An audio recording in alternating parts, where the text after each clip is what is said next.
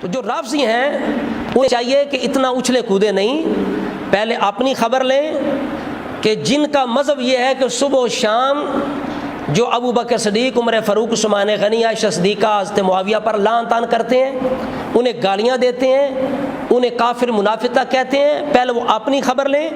اور جنہوں نے شیخین کریمین صحابہ تو ایک طرف رہے، ازواج مطہرات تو ایک طرف رہیں، جنہوں نے خود حضرت علی، فاطمہ زہرا کو بھی معاف نہیں کیا، رافضیوں کو اچھلنا کودنا نہیں چاہیے، انہیں اپنے گھر کی خبر لینی چاہیے کہ ان کی کتابوں کے اندر کتنی توہین ہے حضرت علی کی، حضرت فاطمہ زہرا رضی اللہ تعالیٰ عنہما کی، آپس میں ان کے جھگڑے، ان کے ہاتھا پائی کے تذکرے، اور فاطمہ زہرا کی زبان سے حضرت علی کے لیے اتنے گھٹیا الفاظ کہ ہم زبان پر لانا گوارا نہیں کرتے۔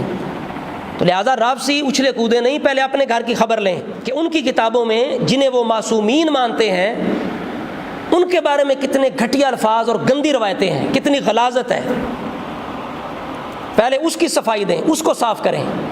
حق الیقین کے اندر پوری ایک عبارت ہے، آپ کو نظر آئے گی کہ کتنے گھٹیا الفاظ فاطمہ زہرا کی طرف سے حضرت علی کے لیے نقل کیے گئے۔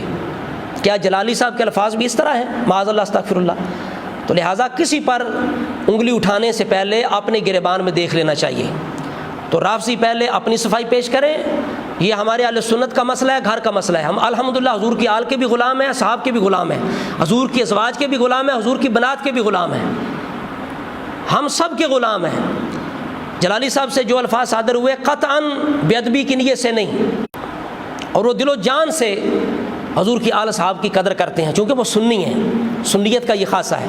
باقی جو کچھ انہوں نے الفاظ کہے اس کے بارے میں وہ خود اچھی طرح وضاحت کریں گے، وہ ہمارے معتبر مستند عالم دین ہے، ہمارا فخر ہے، سرمایہ ہے۔